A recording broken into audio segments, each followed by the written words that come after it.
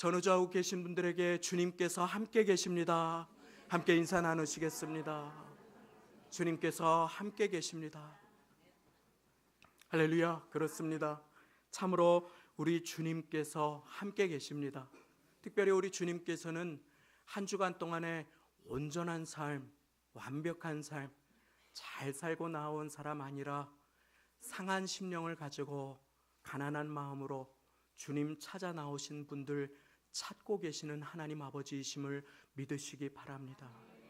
부족한 그대로, 연약한 그대로, 아픈 그대로, 목마른 그대로, 상한 그대로 나오는 자를 찾으시는 주님, 그와 같은 자를 향해서 은혜를 베푸시기 원하시는 주님 앞에 오늘 우리는 너무나 부유한 마음으로 나오지 않았습니까? 은혜를 사모함 없이 나오지 않았습니까? 간절한 마음으로 하나님을 기대하는 자, 하나님 외에 의지할 것이 없어서 하나님만을 찾아 나온 그 한 심령을 주님께서 찾으시고 은혜 베푸시기를 기뻐하시는 하늘 아버지가 되심을 믿으시기 바랍니다. 그 한 사람이 내가 되시는 복된 시간이 되시기를 바랍니다. 한 주간 평안하셨습니까? 지난주에 우리 사랑하시는 성도님들의 기도와 도움으로, 섬김으로 온 세대가 연합하여서 가득 예배를 드렸습니다. 그리고 이번 주에 일부 예배도 많은 분들이 함께 예배를 드리셨습니다. 그래서 혹시 2부 예배에는 빈자리가 많이 생겨서 성도님들 마음이 허심허심하면 어떠시나 했는데 이렇게 귀한 분들로, 예비하신 분들로 보내어 주시어서 예배의 자리를 채워주시니 얼마나 감사하고 감사한지 모릅니다. 또 감사한 일도 있습니다. 남북이 경색되고 금방 전쟁이 일어날 것만 같았던 그러한 시기에 지난 주간에는 비무장지대 남북 군사 경계선에 남과 북을 잇는 그 길이 열려진 것이 참으로 제게는 감사한 일이 되었습니다. 불가능해 보였던 일이 조금씩 진행되는 것은 하나님의 은혜임을 믿습니다. 이제 곧 북한에도 예수 그리스도의 복음이 열려지도록 우리 주님께서 북한의 문을 노크하고 계심을 믿습니다. 그리고 주님께서 사랑하시는 성도 순복음교회는 북한에도 하나님의 사랑과 복음을 전하는 존귀한 교회로 쓰임받게 될 것입니다. 여러분들을 통해서 하나님께서 그 일을 행하실 것입니다. 여러분들의 기도를 통해서. 그러나 한 주간 동안에 어려운 일도 많으셨지요. 뉴스를 통해서 볼 때는 가슴 아픈 소식들도 있었습니다. 재벌들이 갑질이 하루 이틀의 일이 아닌데 이제는 재벌의 자녀들이, 재벌의 아이가, 초등학생 어린 아이가 상상도 못할 부모의 버금가는 갑질로 종업원을 어렵게 하고 힘들게 하는 그러한 눈살을 찌푸리게 하는 소식도 우리는 접하였습니다. 그 어린아이가 무엇을 알겠습니까? 그저 부모가 한 것을 보고 고스란히 따라하지 않았겠습니까? 모두가 떠받들어 주기에, 돈과 권력이 최고기에 그 안에서 배워야 할 것을 배우지 못한 한 어린아이의 모습은 우리 모두가 보듬어야 할 아픔이 아닙니까? 돈이 너무나 많아 아무 어려움이 없는 것이 어려움이 되어버린 그 아이의 삶을 봅니다. 겸손을 잃어버리고 배울 것을 배우지 못한 아이의 모습. 그러한 인생은 곧 파멸로 치닫게 됩니다. 잠언 18장 12절 말씀입니다. 교만은 패망의 선봉이요 겸손은 존귀의 앞잡이니라. 겸손한 인생, 하나님께서는 그 인생으로 우리 모두를 초대하고 계십니다. 겸손한 인생, 내가 높아지지 않는 인생, 내 목소리가 법이 되지 않는 인생, 하나님 앞에 나를 낮추어 나를 통하여 은혜의 강물이 또 한 영혼에게 흐르게 하는 인생. 인생에서 나를 아프게 하거나 힘들게 하거나 계속 기도하게 하는 문제들이 있습니다. 내 뜻대로 되지 않는 때가 많이 있습니다. 내 인생에 이것만은 없었으면, 하나님께서 내 인생에 이것은 좀 거두어가 주셨으면 하고 바라는 기도의 제목들을 안고 몇 년을, 몇십 년을 씨름하시는 분들이 얼마나 많으십니까? 그런데 위로가 되는 사실이 있습니다. 이것은 나 혼자만의 문제가 아니고 바울 사도, 위대한 하나님의 사람 바울 사도에게도 이와 같은 기도의 제목과 고민이 있었다고 하는 사실입니다. 바울은 인생에 그것이 자기를 얼마나 아프게 찔렀는지 가시라고까지 표현을 했습니다. 원어에 보시면 그것은 작은 생선가시나 선인장 가시가 아니라 커다란 지팡이와 같은데 몸을 쑥 하고 후벼 파는 그와 같은 가시입니다. 얼마나 큰 가시인지, 얼마나 비명이 나오게 하는 가시인지 바울 사도는 그것을 사단의 사자라고까지 표현을 했습니다. 그런데 그토록 싫었던 인생의 가시가 오히려 축복이 되었다라고 바울 사도는 고백합니다. 가시가 축복의 통로가 되는 인생, 우리는 그와 같은 복된 인생을 어떻게 살아갈 수 있습니까? 그것을 배우기 위해서는 하나님께서 왜 우리의 인생에 가시를 허락하셨는지를 먼저 짚어보아야 합니다. 하나님께서 왜 우리의 인생 가운데 가시를, 고통을, 어려움을 허락하실까요? 물론 여기에서 우리는 먼저 짚어야 합니다. 우리의 인생 가운데 어려움이 모든 것이 하나님의 책임이 아니라 나의 죄 때문에 찾아오는 어려움도 있을 수 있다고 하는 사실입니다. 나의 죄의 결과로 오는 어려움이 있을 수 있습니다. 그때 어떻게 해야 할까요? 하나님께 돌아가서 우리의 죄를 자백하면 저는 미쁘시고 의로우사 우리 죄를 사하시며 모든 불의에서 우리를 깨끗게 하여 주십니다. 그때 결과 때문에 다가오는 어려움은 오히려 예방주사가 되게 해서 우리를 죄로부터 멀어지게 하고 하나님께로 가까워지게 만듦을 믿으시기 바랍니다. 죄 가운데 계신 분이 계십니까? 그 죄의 결과로 혹시 고통받는 분이 계시다면 보라, 지금이 은혜 받을 만한 때요, 보라, 지금이 구원의 날이로다. 하나님의 음성으로 받으시고 주님께 돌이키시면 주님께서 그 인생에 복되고 새 일을 행하여 주실 것입니다. 그러나 우리의 인생의 가시가 나의 죄 때문에 찾아오는 것만은 아닙니다. 나의 인생의 어려움이 내 죄의 결과로 반드시 오는 것은 아닙니다. 욥의 인생을 기억하실 것입니다. 어려움이 찾아왔습니다. 욥의 친구들이 네가 잘못하지 않고 하나님이 이럴 리가 없다, 잘 생각해봐라, 무슨 잘못을 했겠지 하고 욥을 참소합니다. 그런데 욥이 입술로 범죄하지 않습니다. 오히려 하나님을 의지합니다. 견디고 견디다 못해 욥이 하나님 살아계시다면 어떻게 나에게 이럴 수가 있습니까? 하나님 살아계시다면, 입이 있으시다면 한번 말씀해 주십시오, 계시다면 한번 보여주십시오 라고 하나님께 따지기 시작할 때 하나님께서는 욥에게 나타나 주십니다. 그리고 욥은 그만 두 손으로 자기의 입을 가려버립니다.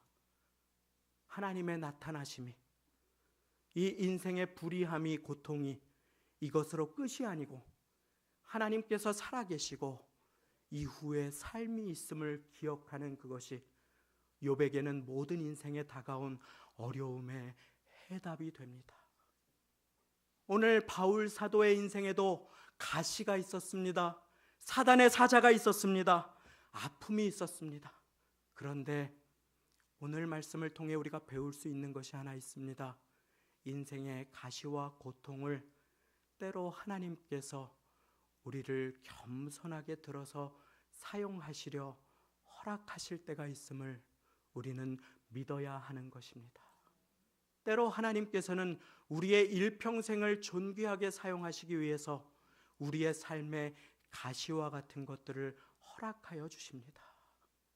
교만하지 않도록, 자고하지 않도록, 일이 술술 풀리는 가운데 하나님을 까맣게 잊어버리지 않도록 하나님께서는 그것을 허락하여 주시는 것입니다. 그래서 인생의 가시와 아픔은 우리가 기도로 받으면, 우리를 하나님께로부터 멀어지게 하지 아니하고 우리를 겸손으로 이끌어 줍니다. 기도했던 바울 사도의 고린도후서 12장 7절 말씀을 제가 읽어드리겠습니다. 여러 계시를 받은 것이 지극히 크므로 너무 자고하지 않게 하시려고 내 육체에 가시 곧 사단의 사자를 주셨으니 이는 나를 쳐서 너무 자고하지 않게 하려 하심이니라.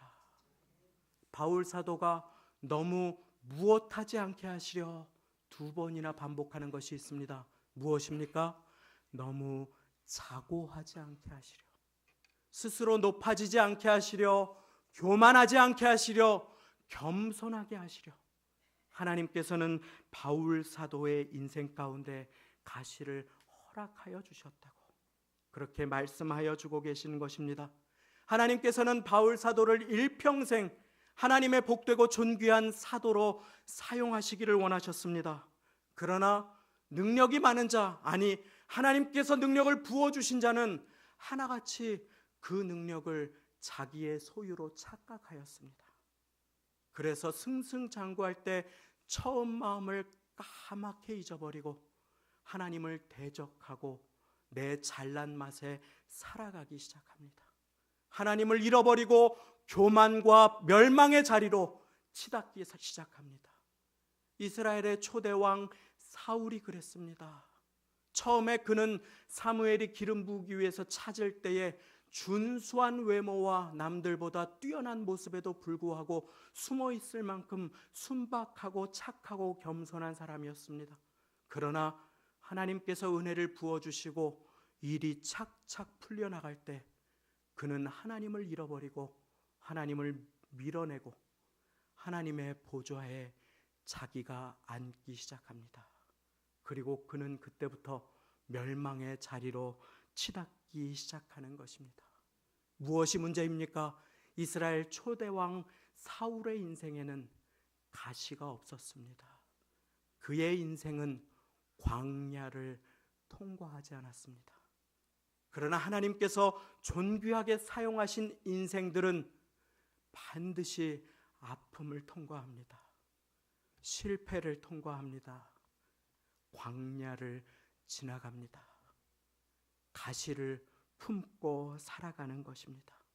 하나님께서는 바울 사도의 인생 가운데 가시를 허락하셔서 그를 겸손하게 하셨습니다.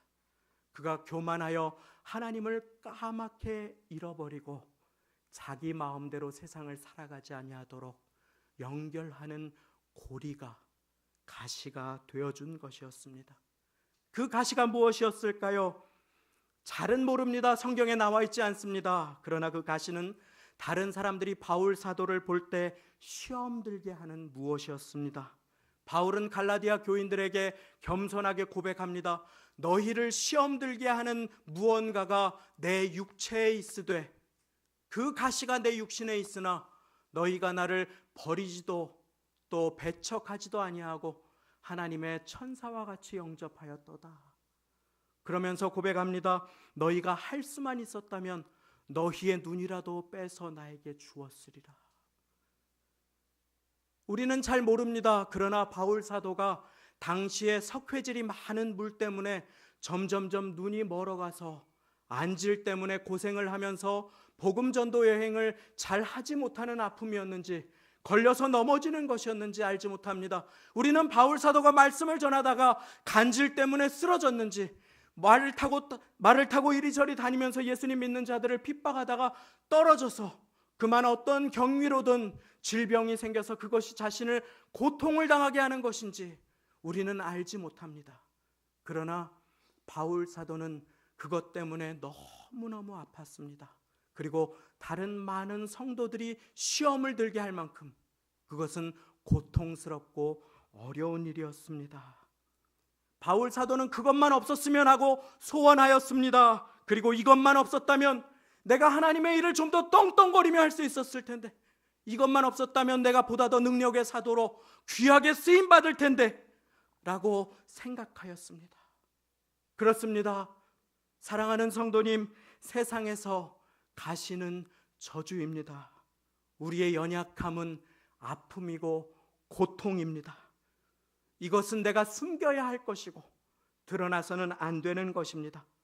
그러나 사랑하는 성도님, 하나님 앞에서 우리의 가시는 우리를 귀하게 사용하시는 하나님의 능력의 통로로 변화받을 수 있음을 믿으시기 바랍니다. 물론 아프지요. 가시가 없었으면 하고 바랄 때가 얼마나 많습니까?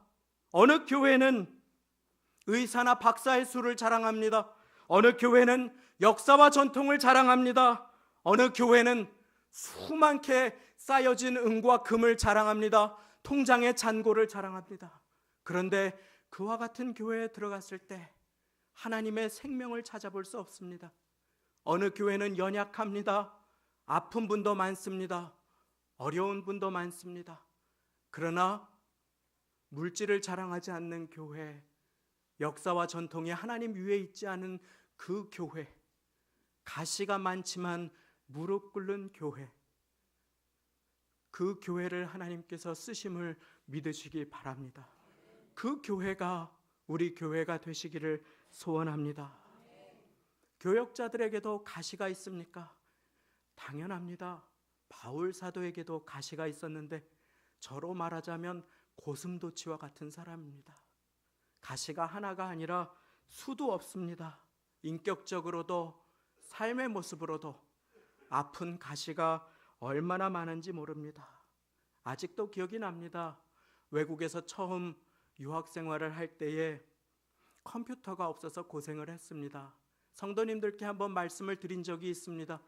팔을 다듬고 이런저런 일을 하면서 허리가 휘도록 고생을 하시는 성도님들 앞에서 이런 말씀을 드리기도 부끄럽습니다. 그런데 외국에서 유학 생활을 할 때에 제게 있는 개인 컴퓨터가 없어서 고생을 했습니다. 그것 하나만 있었으면 나도 집에서 밤새 숙제를 하고 성적을 잘 받을 수 있을 텐데 하고 기도를 드렸습니다. 그런데 하나님께서 허락해 주지 않았습니다. 부유한 친구들, 그것을 가지고 다니는 친구들을 볼 때 참 부러웠습니다. 그러다가 졸업식 날이 되었습니다. 저와 함께 수업을 들었던 많은 친구들이 잘 보이지 않았습니다. 유학생 친구들도 졸업식장의 자리를 지키지 못했습니다. 당시에 하이텔이나 천리안 이런 것들이 많이 유행을 하고 전화선에 꼽아서 많은 사람들이 개인 컴퓨터를 가지고 채팅을 하며 외로움을 달래던 때입니다.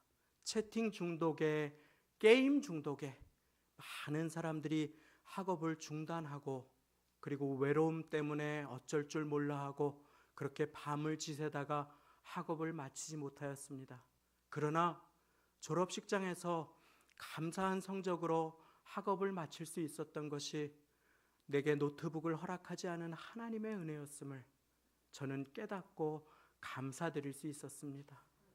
우수한 성적으로 학교를 마쳤다고 자랑을 드리는 것이 아닙니다. 우수한 성적을 받을 때도 많이 있었습니다. 신학대학원에 다니면서는 일하면서 교회에서 사역하면서 다른 사람을 위해서 성적이 바닥을 깔아줄 때도 참 많았습니다. 그러나 그 모든 시간을 통하여서 하나님께서는 일하시고 역사하여 주셨습니다. 부유하지 않은 가시와 같은 것이 제 인생의 축복이 되었습니다. 저로 뛰게 했습니다. 딴 생각하지 아니하고 이리저리 애를 쓰고 땀 흘리게 했던 것입니다. 접시를 닦고 화장실을 청소하는 그 손길이 없었다면 제가 저 잘나서 이곳에 선 줄로 착각하지 않겠습니까? 참 싫고 힘들었던 가시가 주님을 의지하게 했고 축복이 되었던 것을 부끄러운 마음으로 고백을 드립니다. 지금은 가시가 없겠습니까? 그렇지 않습니다. 몇 달 전의 일입니다. 제 아이에게 전화를 했습니다. 전화를 해서 오늘은 아빠가 위신 좀 세워야 되겠다 하고 먹고 싶은 것을 다 말해보라고, 꼭 내가 선물을 해주겠다고, 다 사줄게 하고 큰 소리를 쳤습니다. 그런데 전화기 넘어서 청천벽력 같은 소리가 들려왔습니다. 아이가 어디에서 들었는지, 잘 사는 아이가 무언가를 먹고 온 것을 들었는지 랍스터가 먹고 싶다고, 바닷가재가 먹고 싶다고 하는 것이 아닙니까? 제가 얻어먹어 본 적은 있는데 랍스터가 얼마나 하나 식당에서 쳐보았습니다. 세상에 이게 웬일입니까? 저를 시험 들게 하는 가격이 아닙니까? 목사님 가정이 랍스터를 못 먹었다고 랍스터를 사주신다고 저를 초대해 주시면 큰일 납니다. 크게 주머니가 빵꾸 날 만큼 어려운 가격이었습니다. 바닷가재가 그렇게 비싼지 제가 몰랐습니다. 그래서 살살 달랬습니다. 아이를. 그리고 같은 해산물로 해결을 했습니다. 무엇입니까? 붕어빵으로. 붕어빵으로 해결을 했습니다. 15만 원이 들지 않고 1,000원에 2,000원에 2개씩 그렇게 먹었습니다. 하나를 배부르게 먹으려면은 그렇게 비싼 가격이 들지 않고 그것을 먹으며 하나님께 감사기도 드릴 수 있어서 감사했습니다. 우리는 착각합니다. 돈이 많으면 잘 사는 것이라고. 그렇지 않습니다. 돈 많은 것, 잘 사는 것 아닙니다. 어려워도 우리가 함께 기도하고 행복하게 살 수 있으면 그것이 잘 사는 것입니다. 물질이 있으면 편리하지요. 사랑하는 성도님, 그래서 한 주일 동안 입에서 단내가 나도록 뛰어다니시지 않으셨습니까? 그러나 물질이 행복을 보장해 주지 않음을, 돈이 갑자기 많아져서 패가 망신한 사람들이 오늘도 TV를 통해서 증거하여 주고 있지 않습니까? 사랑하는 성도님, 내가 돈 좀 많이 모으면 멋지게 하나님 일 좀 할 텐데 하는 거짓말에 하나님은 속지 않으십니다. 이 중에 어떤 분이 돈벼락을 맞으시면 저는 압니다. 다음 주에 그분은 휴가 가셨어요. 여기에 오실 이유가 없습니다. 하와이고 와이키키고. 그것이 우리의 연약한 모습이 아닙니까? 하나님께서 인생의 연약함이나 어려움을 허락하실 때가 있습니다. 그런데 인생의 신비가 있습니다. 배고파 본 사람이 자기 밥 나눌 수 있습니다. 아파 본 의사가 정성껏 성심성의껏 환자를 대합니다. 말씀 시작 부분에 재벌의 갑질로 말씀을 시작하였지요. 그런데 보이지 않게 자수성가한 분들 중에는 지금도 고아원에 무언가를 기증하는 사람들, 추워지면 과일 박스를 보내는 사람들, 장학금을 보내는 사람들이 있습니다. 왜입니까? 겸손함을 잃지 않았기 때문입니다. 첫 마음, 어려울 때 드렸던 기도를 기억하기 때문입니다. 하나님께서는 바울 사도를 일평생 존귀하게 사용하기를 원하셨습니다. 그래서 바울 사도의 인생에 하나님을 의지할 한 가지를 두셨습니다. 우리의 인생을 아프게 하는 것이 무엇이 있는지 저는 알지 못합니다. 그러나 사랑하는 여러분, 그때 우리가 반드시 해야 할 것이 있습니다. 무엇입니까? 바울 사도가 고백합니다. 이것이 내게서 떠나기 위하여 내가 3번 주께 간구하였더니. 아픔이 계십니까? 어려움이 있으십니까? 내 힘으로 해결 못할 지난날의 어려움이 있으십니까? 사랑하는 여러분, 그거 내가 해결하려고 하지 말고 주님께 나아가시기 바랍니다. 간절히 주님 앞에 나아가시기 바랍니다. 바울 사도가 이것이 내게서 떠나기 위하여 내가 3번 주께 간구하였다. 이 3번은 하루에 식사 기도할 때 아침, 점심, 저녁을 얘기하는 것이 아닙니다. 이 3번은 예수님께서 십자가 달리시기 전에 간절하게 3번 아버지 하나님께 눈물과 통곡으로 기도드렸던 것 같은 그와 같은 간구를 의미합니다. 목숨을 건 간절한 기도로 하나님 앞에 나아가는 사람, 그 사람은 하나님께서 돌보아 주시고 보호하시는 인생, 하나님께 응답받는 인생을 살게 되심을 믿으시기 바랍니다. 그러한 사람은 가시가 축복의 통로가 되는 삶으로 나아갈 수 있게 되는 것입니다. 인생에 가시가 있을 때 주님만 의지하시기 바랍니다. 하나님께서 나를 수술대에 눕히실 때에 아프더라도 그 모습 그대로 주님을 독대하시기를 바랍니다. 그리고 주님께 내 속마음 다 쏟아놓으시기 바랍니다. 나 의지할 수 있는 사람, 내 말 듣고 뒤에 가서 나쁜 말 합니다. 잊지 않은 말 합니다. 그러나 하나님 그러신 분 아닙니다. 하나님 아버지 앞에 기도하기 전에 사람을 구하는 우리의 인생 되지 않으시기를 바랍니다. 인생을 의지하는 자는 저주가 임한다고 예레미야 17장 말씀에 말씀하십니다. 그러나 하나님을 의지하고 하나님을 의뢰하는 그 사람은 복을 받을 것이라 하나님께서 약속하여 주십니다. 왜 인생을 의지하면 저주가 임합니까? 인생은 언제나 내게 차가운 등을 보이기 때문입니다. 가장 도움이 필요할 때 나를 떠나가기 때문입니다. 그러나 하나님 그러시지 않습니다. 삶의 아픔과 연약함이 있을 때, 두려움과 어려움이 있을 때 하나님께 간구하십시오. 하나님께 기도하십시오. 그러면 가시가 축복이 될 것입니다. 그런데 마지막으로 이것을 살펴보고 마칩니다. 바울 사도의 기도는 이 어려움이 나에게서 떠나는 것입니다. 이 어려움이 나에게서 떠나면 나는 능력의 종으로 승승장구하며 이 일도 하고 저 일도 하며 하나님을 위해 애써야지. 능력을 발휘하며 그렇게 하나님께 쓰임받아야지 생각합니다. 그런데 하나님께서는 다른 응답을 하십니다. 내게 이르시기를 네 은혜가 내게 족하도다. 이는 내 능력이 약한 데서 온전하여 짐이라. 하나님의 은혜는 내가 잘나서 쓰시는 은혜 아닙니다. 내가 많이 배워서 내가 돈이 많아서 쓰시는 은혜 아닙니다. 하나님의 은혜는 우리가 약해서 하나님 의지할 때 날마다 새롭게 솟아나서 우리를 붙드시는 은혜됨을 믿으시기 바랍니다. 부족한 것이 없이 하나님의 일을 하려고 하는 사람들은 주저앉을 수밖에 없습니다. 그러나 하나님 앞에 무릎 꿇는 사람은 하나님께서 두 손 붙잡아 높여주심을 믿으시기 바랍니다.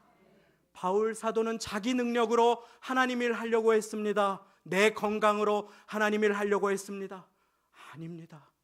하나님께서는 하나님 의지하고 기도의 힘으로, 하나님께서 공급하시는 은혜의 힘으로 하나님께서 맡겨주신 일을 감당하기를 기뻐하시고 매일 날마다 샘솟는 은혜를 부어주시는 하나님이 되어주심을 믿으시기 바랍니다.